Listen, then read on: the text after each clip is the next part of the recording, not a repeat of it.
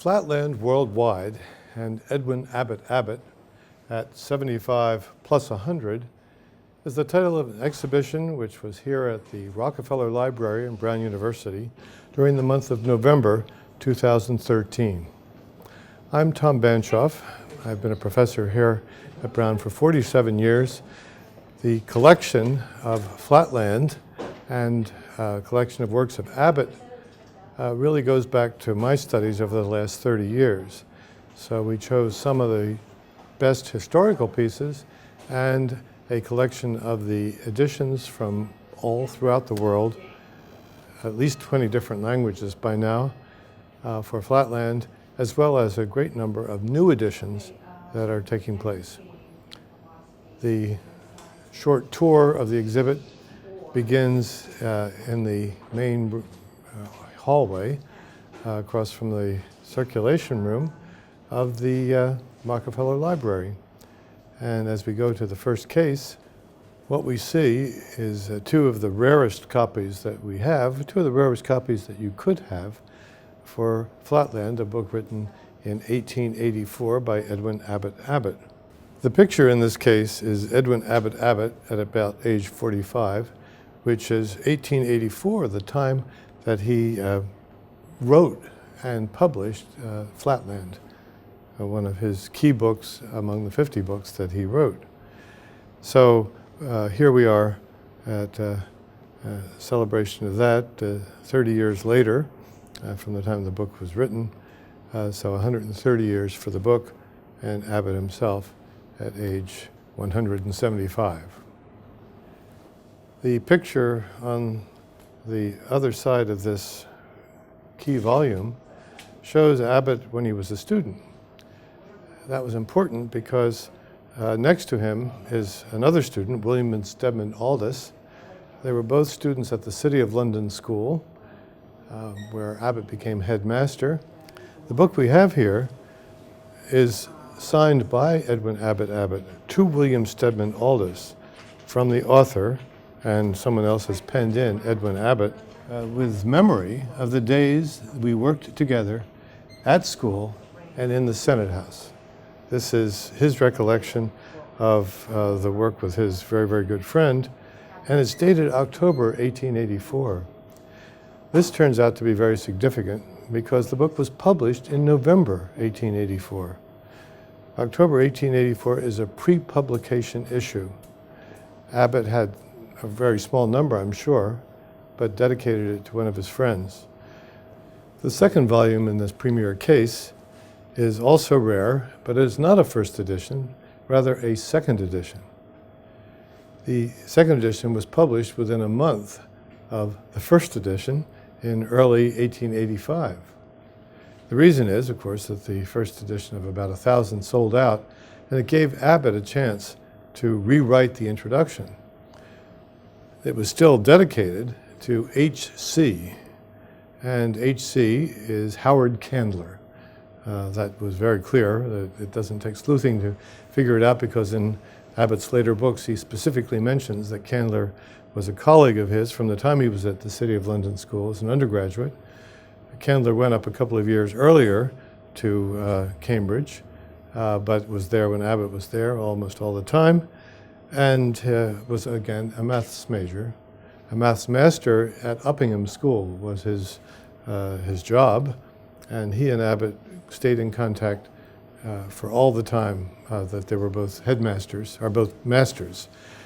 I'm sure that the reason why Flatland itself has so few errors mathematically is because of correspondence that took place weekly between Howard Candler and Edwin Abbott. Candler's pre-publication edition, written at the same October 1884 session where the one we have here to Stedman Aldous, was done again at this time and became property of Trinity College in Cambridge, which considers it one of their rare volumes, again because Candler was a Trinity man. In the second edition, there was again pre-publication. This is February 1885, and the edition is to H.C. from the author, February 1885. And I was very, very pleased to be watching in the early days of the collection when this became available to purchase. And so the two first editions, pre-publication editions, the first edition and the second edition, are among the most prized items we have. Okay. We've just seen the two first editions, but now we can take a look at some editions that came out in other countries and editions that came out later in the UK. In the United States, there was a publication starting in 1885.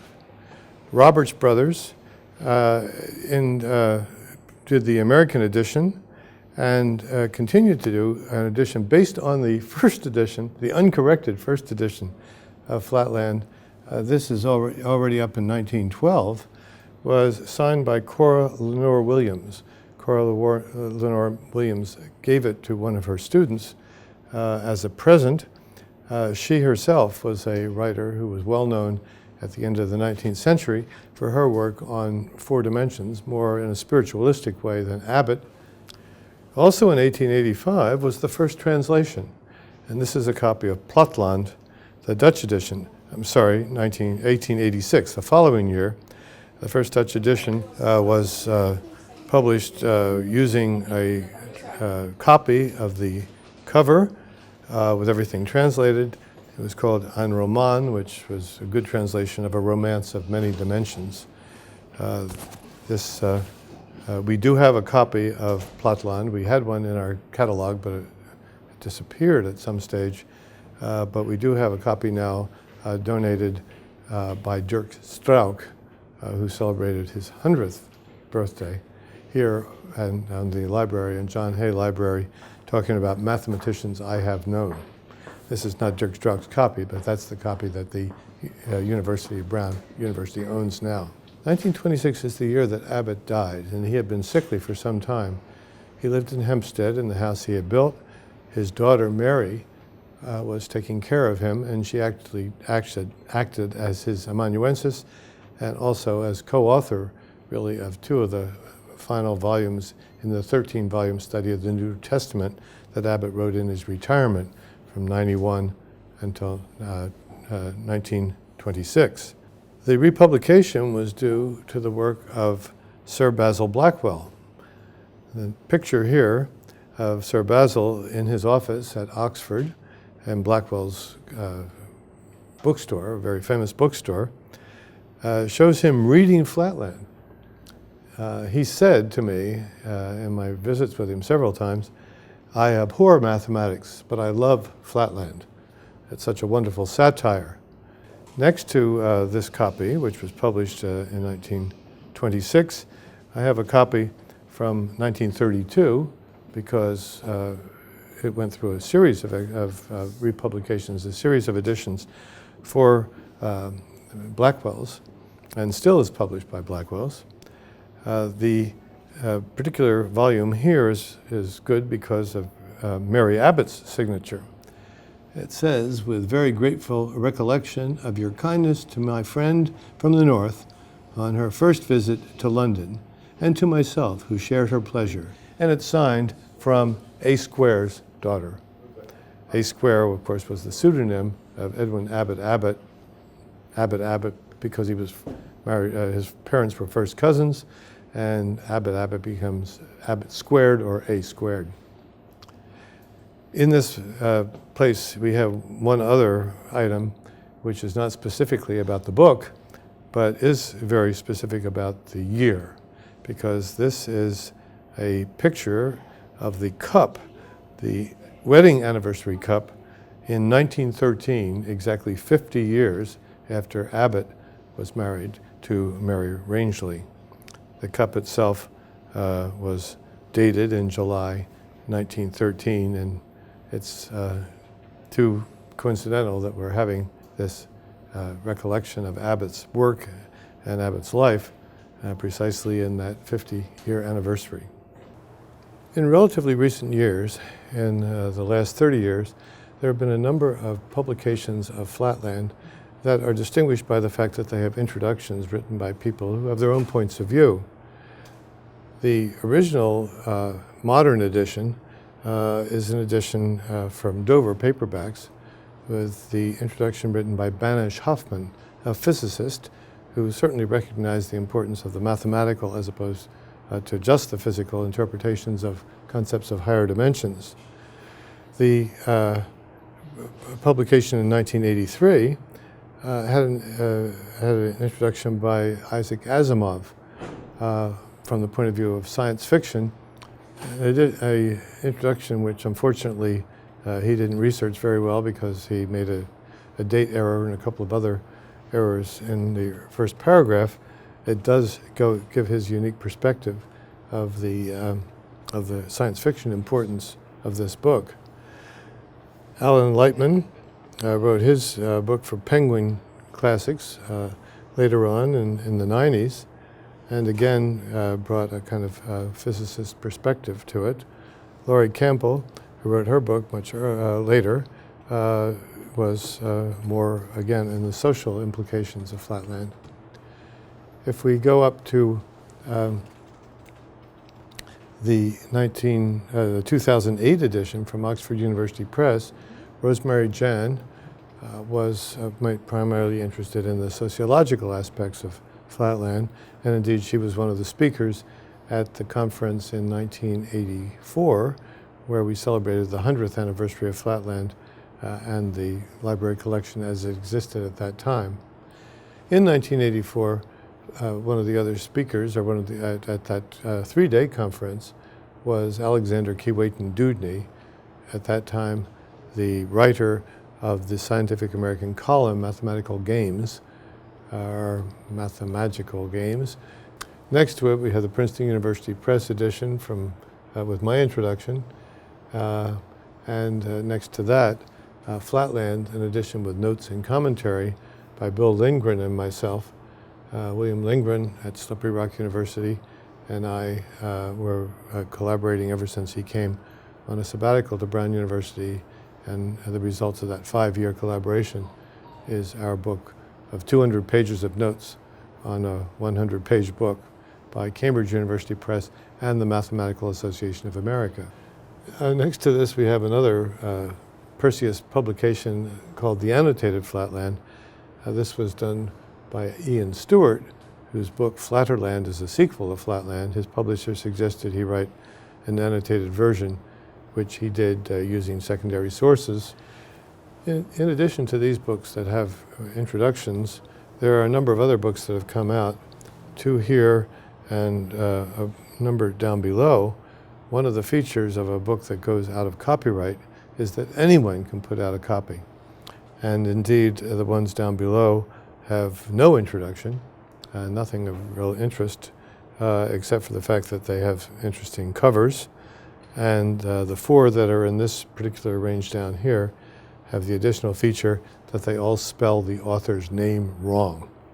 Edwin Abbott has 2 B's and 2 T's. 3 of them just say Edwin A. Abbott, A-B-B-O-T.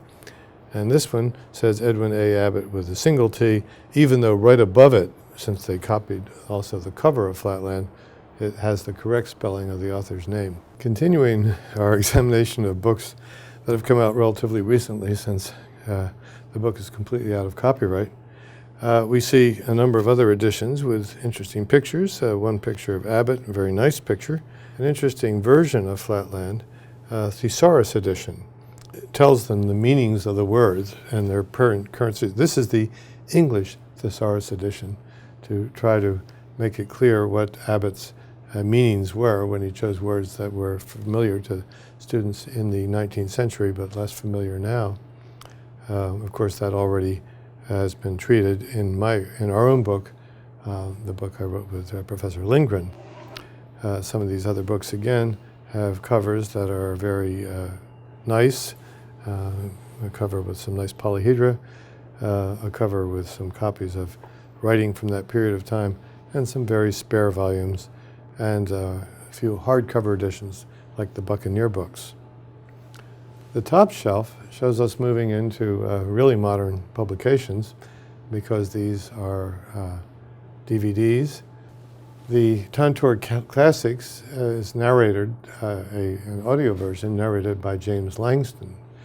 The first one of these really goes back to 1982, where Michaela Emmer, another speaker at our 1984 conference, and who supervised a translation into Italian, and did his own version of Flatland, made from stop-action photography using small pieces of thin plastic that moved around. The first animated picture, now again available in CD, but originally a film and then a video, or VHS, is in 1965 by Eric Martin and Robert Gardner, made at the Carpenter Center in Harvard University.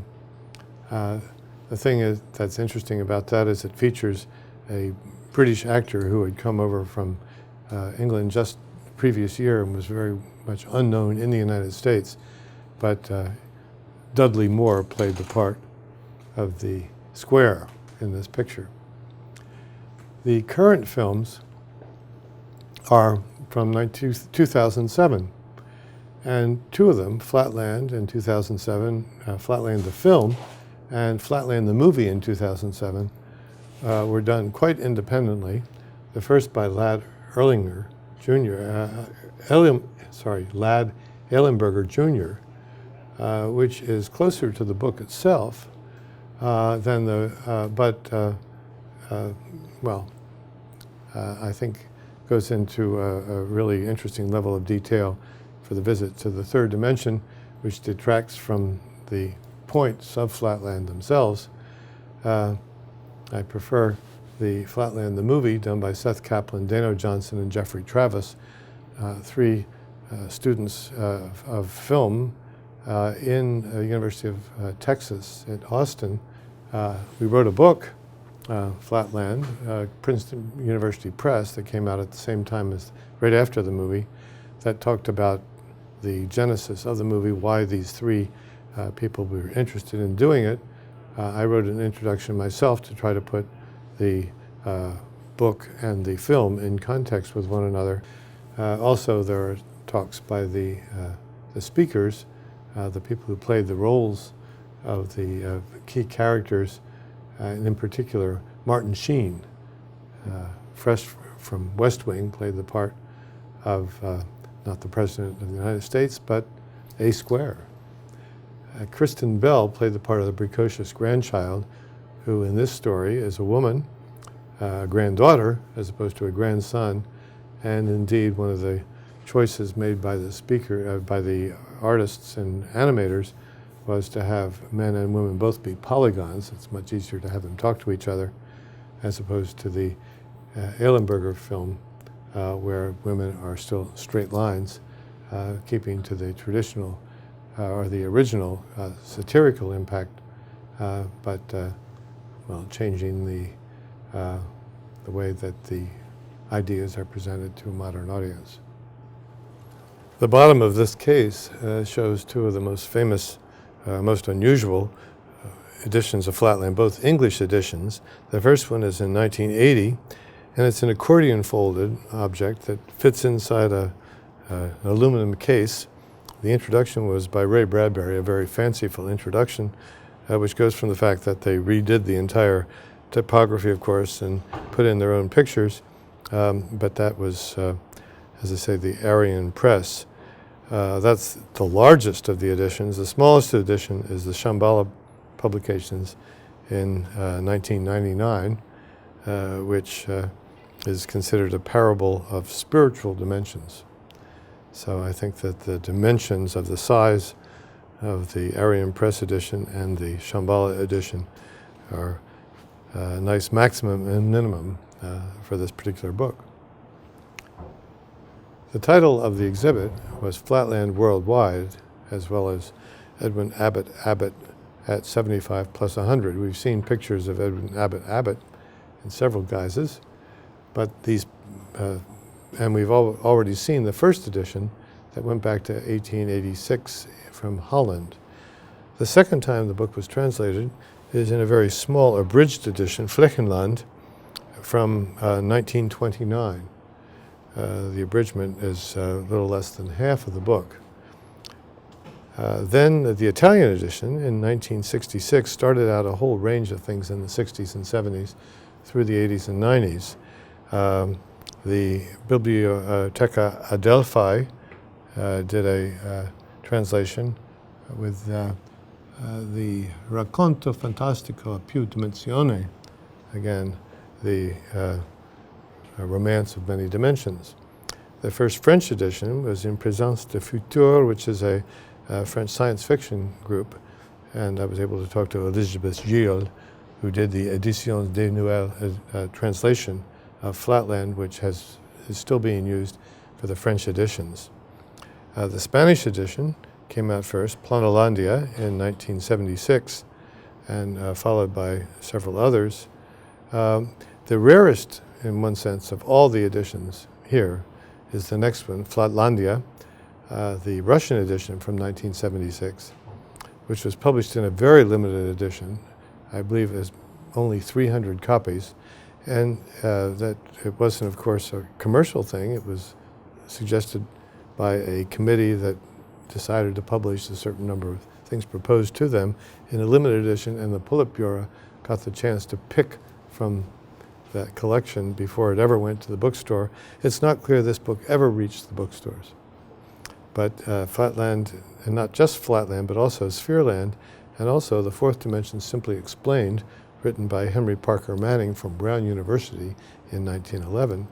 All three were translated by Yuri Danilov, who didn't own any of the books himself, but had to work in the library dedicated to Lenin, where they had a few of these rare books up in the special collection place where he could copy them out by hand. I was very happy to meet Yuri Danilov, and he presented me with this book, and I was able to give him his personal copy of English edition of Flatland. In 1977 came the first of 3 Japanese editions. Again, the covers of these books sometimes pick up a different realm. This is talking about the king of Lineland, represented by a real king, being visited by a disc, which would represent the same as the visit of the sphere to Flatland, or the hypersphere to our space. German editions do exist beyond in fact, several German editions. The first one here in 1982, built in a square book. The first of 2 Hebrew editions in 1984. This one, for some reason or other, is placed upside down. Of course, it reads from right to left. The new French edition in 1984, again, uses the same Elisabeth Gilles translation, Présence de Futur, and again, Flatlandia here becomes an Italian version in 1990. The first of 3 Greek editions appeared, Epipedos Cosmos, really the flat cosmos, the flat universe, in 1991. There are 2 other translations with different titles. Another rare edition is the edition listed in the World Catalog as Persian. It's a Farsi edition in 1990. The second Japanese edition came out in 1992. And in 1993, the first Portuguese edition from Lisbon, O País Plano. In 1993, we have something which was first cataloged as Spanish, but it's from Barcelona. So Catalan is probably a better translation of the translation of the book, and it's Planolandia. Epipede Chora is Flatland, second Greek edition in 1995. Moving in 1997 also, another Scandinavian edition, the Swedish edition, in Turkish in 1999. Again, the translation has a Turkish title, but Edwin, Abbott spelled out. In the Hebrew edition, the second Hebrew edition in 2000, both the title and the author are in Hebrew.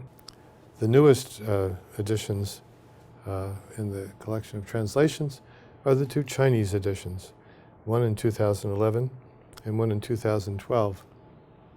Certainly opening the world of Flatland to a much larger audience than ever before.